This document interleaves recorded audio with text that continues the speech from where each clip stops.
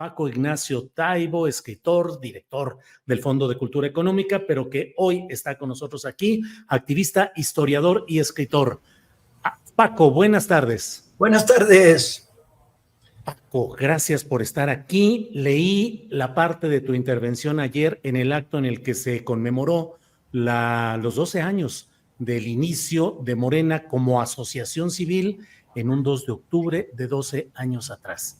Palabras tuyas donde dices, entre otras cosas, que no se pierda la memoria y que Morena debe cuidar no repetir errores del pasado. ¿A qué te refieres específicamente en este momento en el cual la gran discusión es sobre postulación de candidatos a puestos de elección popular? Paco. Yo no creí que fuera a causar ninguna impresión mi intervención del otro día.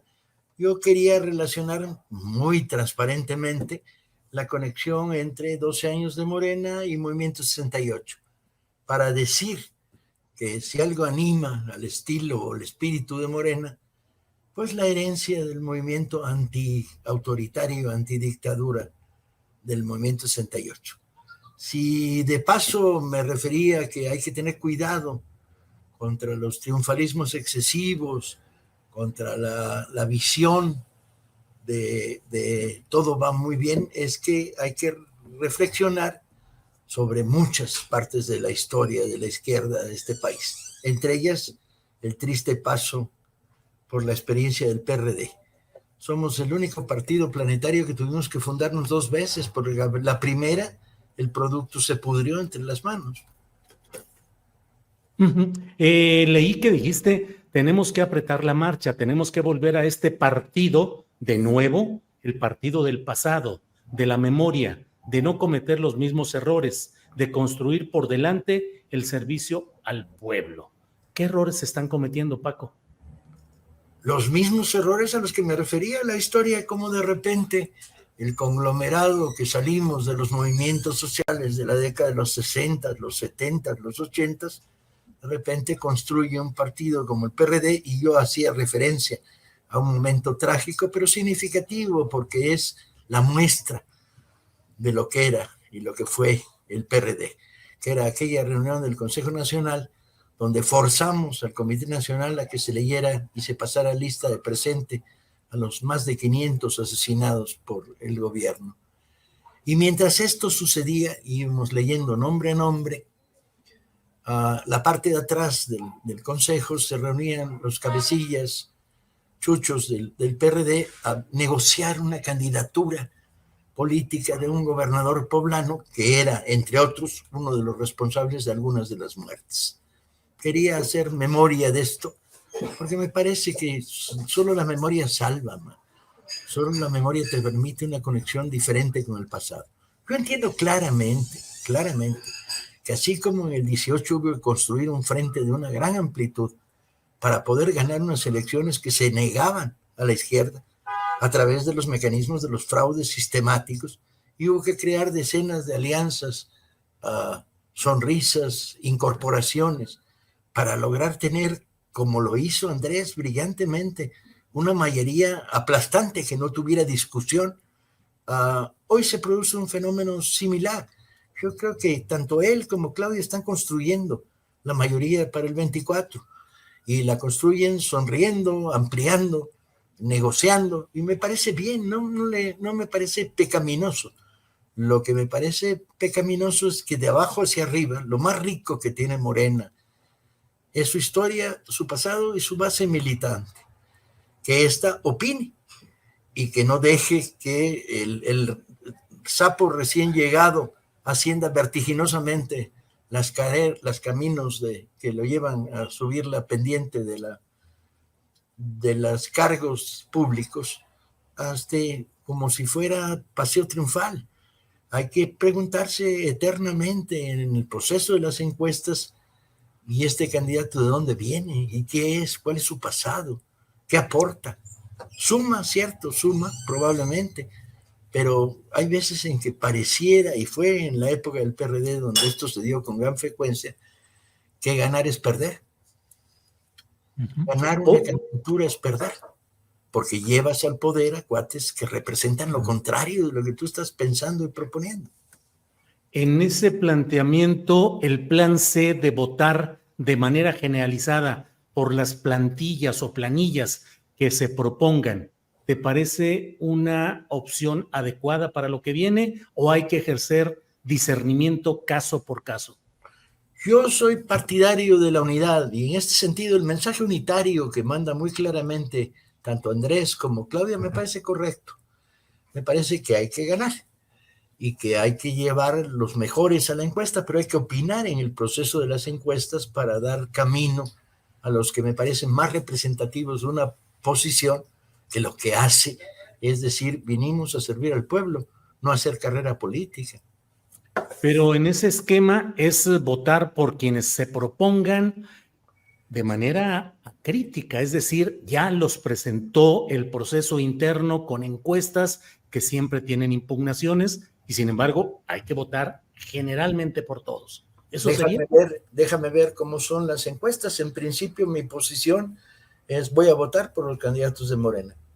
No solo a nivel de la Ciudad de México, también a nivel de mi barrio. Y voy a salir a hacer campaña en el 24 con gente que me merece confianza, cuya trayectoria me parece respetable, gente que ha crecido en el movimiento como servidores del pueblo y no como a revistas, pues, ¿no? Ni modo, uno tiene elecciones. Probablemente tú no elijas a los parientes de tu esposa, pero sí eliges a tu esposa, compadre. De lo que leí sobre tu intervención, dices, necesitamos sacudir a este partido, volverlo a poner a leer, a discutir, a pensar y a generar pensamiento crítico. Hoy están sobre la mesa, Paco Ignacio, dos temas que generan discusión y polémica.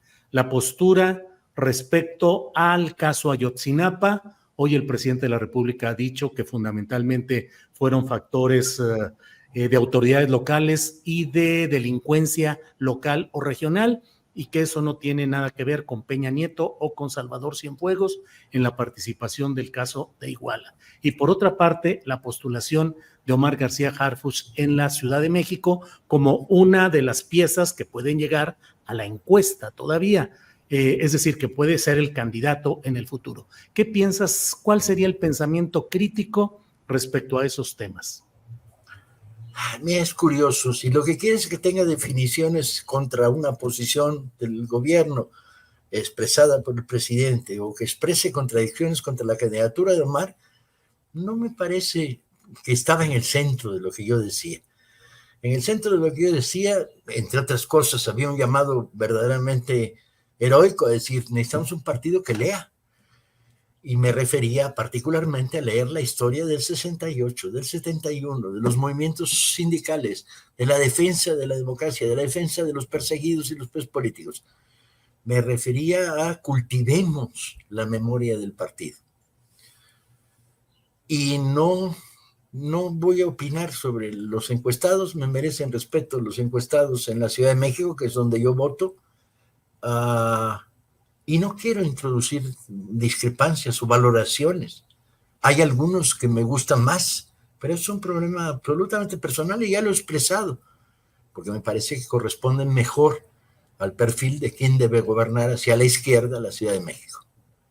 Respecto al caso Ayotzinapa y la postura del gobierno federal.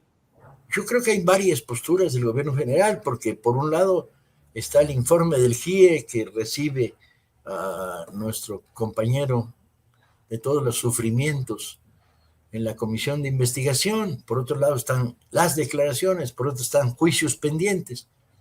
Yo creo que hay que dejar que se desenvuelva y que se haga justicia. Los que dijimos en su día vivos, se los llevaron vivos, los queremos, los seguimos diciendo. ¿Peña Nieto y Cienfuegos no tendrían responsabilidad?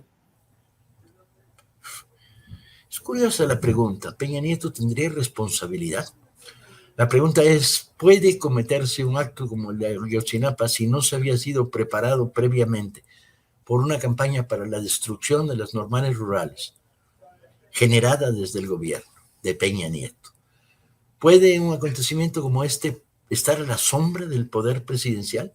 ¿Puede el presidente de la República sentirse excluido de, en ese caso, Peña Nieto, de la decisión, pero sobre todo, no solo de la decisión que se toma de asesinarlos, sino de la decisión todavía peor, de ocultar el crimen.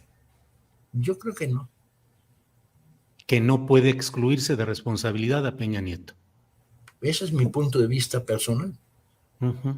Paco, y en ese mismo sentido, el proceso en el que hoy se cuestiona la enorme presencia de los militares en la vida pública y en el caso de Otzinapa, la idea de que se está protegiendo, lo ha dicho los familiares de los 43, se protege al estamento militar. ¿Qué opinas? Yo creo que son dos preguntas las que estás haciendo en el mismo paquete. La primera es, ayer oía en la intervención que tuvimos en la noche para hablar del nuevo libro que sacamos sobre el 68, el de Raúl Álvarez Garín, una compañera que decía, los militares siguen presentes en la vida nacional, y se remitía a historias del pasado. Yo soy de los que piensan que el haber incorporado en la lógica de Andrés al ejército, a la vida pública, construyendo carreteras, sirviendo en desastres nacionales, levantando aeropuertos, no me parece mal, me parece bien. Y me parece que le da al ejército otro espacio en la sociedad diferente al del ejército disparador.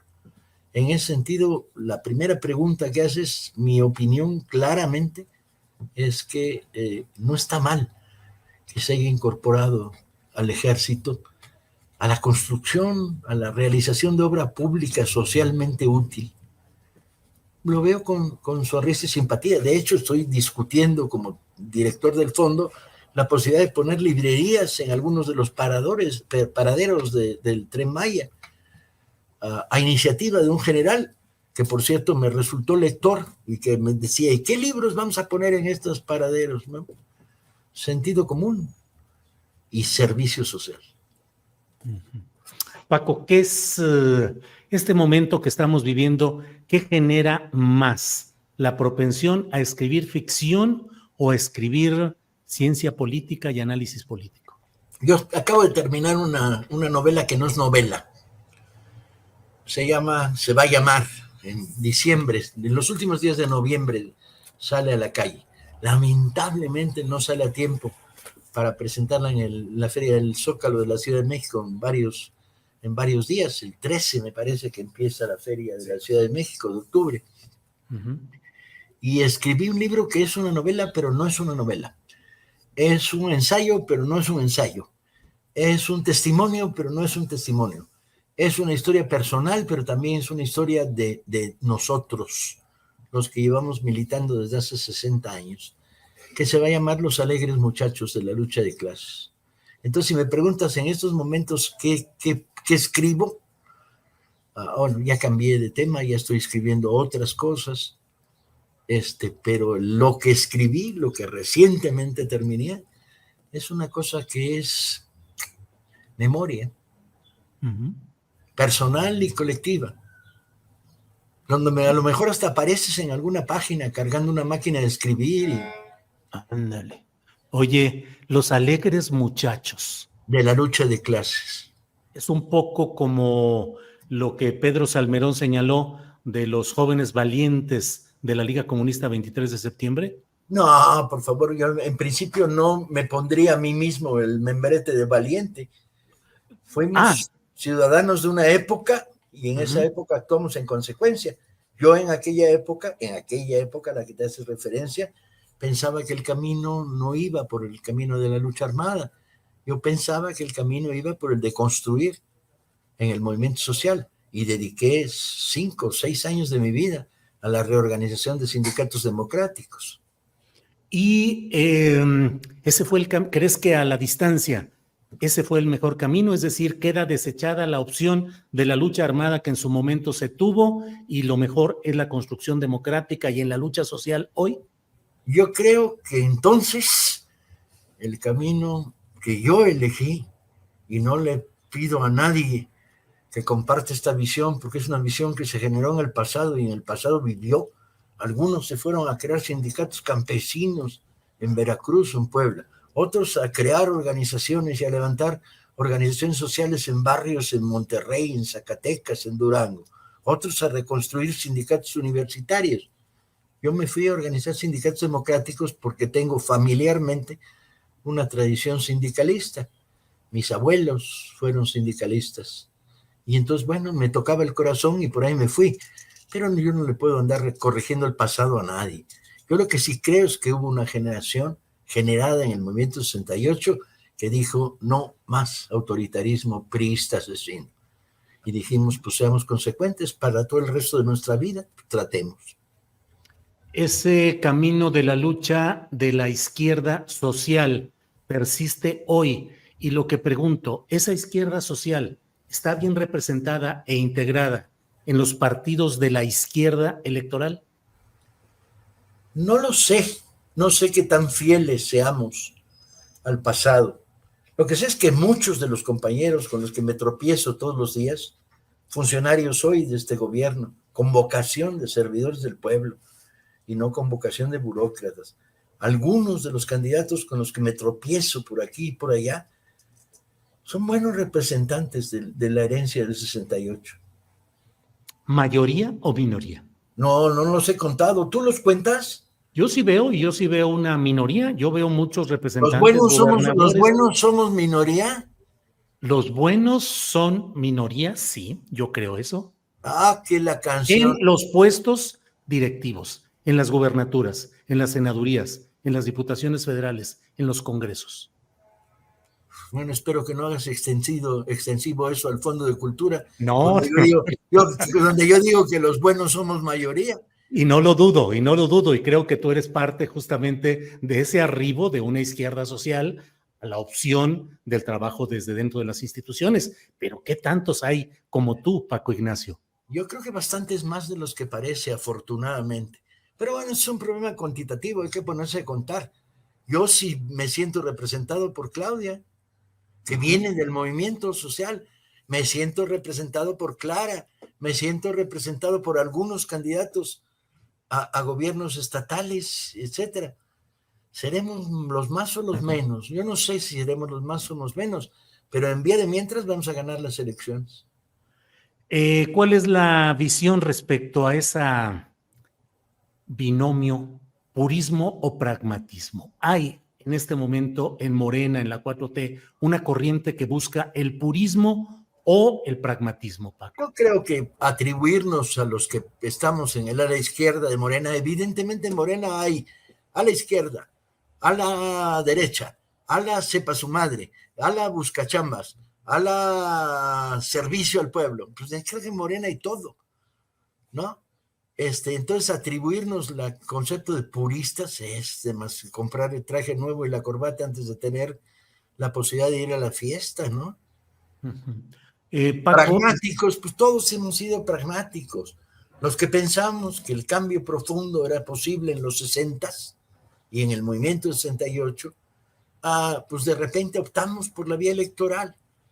Había otras posibilidades, sin duda, las había y las hay. Nos equivocamos, pues la historia es muy rara, la historia da resultados al paso del tiempo, no de inmediato. lo he escuchado en otras ocasiones, pero quiero preguntártelo en estos momentos en los que hay críticas de algunos segmentos respecto a la incorporación de panistas, la ola azul se dice, el Partido Encuentro Solidario, priistas, en el gran frente electoral que se viene. ¿Qué tanto hoy se podría optar por postulaciones más apegadas a los criterios de la Regeneración Nacional, aunque no tuvieran viabilidad electoral, o qué tanto hay que optar por la viabilidad, aunque no se apegue tanto a los principios? Yo creo que este es un debate extraño, porque el pasado priista de algunos no habla de sus futuros. Al fin y al cabo, Cuauhtémoc Cárdenas, Andrés Manuel, venían de una escisión por la izquierda del PRI. De una manera muy sectaria, al principio los veíamos, los que veníamos de una izquierda más puritana, los veíamos con desconfianza, pero terminaron demostrando que había voluntad de cambio profundo en ellos. Entonces seamos justos antes de descalificar a todos. Yo en principio no le prestaría mi bicicleta usada a un reciente expriista transformado, pero yo solo tengo una bicicleta usada y no tengo por qué andarla prestando, ni permitiría que invitara a mi hija a una fiesta de 15 años. Pero bueno, estos ellos son resabios que conservo de mi viejo pasado izquierdoso. Paco Ignacio, pues te agradezco mucho esta posibilidad de platicar de todos estos temas, hasta los bicicleteros. ¿Qué es mejor, lo mecánico o lo tecnológicamente avanzado? ¿El pedaleo o la bici eléctrica? Ahí te va. No tengo problema con la tecnología, ni tú, porque estamos hablando con tecnología de por medio y si no, no podríamos haber hablado hace 20 años así, ni podríamos haber conquistado espacios democráticos en los medios de comunicación. Pero yo sí soy de los que piensan que cuando te quitan la bicicleta, si tú eres el que eres, sigues pedaleando. Ese es el punto. Bueno, pues Paco Ignacio, gracias y a reserva de lo que desees agregar, yo apreciar el que hayas estado en esta plática con nosotros. Agregar nada, es más, ha llegado mi hora de estar callado durante un par de días por lo menos. ¿Te han estado buscando mucho a propósito de estas palabras dichas? Sí, sobre todo la típica, hay dos vetas, la más o menos decente, que es la tuya, de tratar de ir al debate y generar debate, y una más envenenada es buscar los piojos y las posibles contradicciones entre mi posición y otras posiciones del partido. Y la segunda, la verdad, no me apetece entrar en estas buscadero de piojos, para nada. Sobre todo cuando lo que se está construyendo es una victoria electoral de magnitudes insospechadas que va a permitir la continuidad de la 4T. Bien, Paco, pues sigamos pedaleando nuestras bicicletas. Gracias, Paco. Hasta luego, gracias a ti. Hasta luego.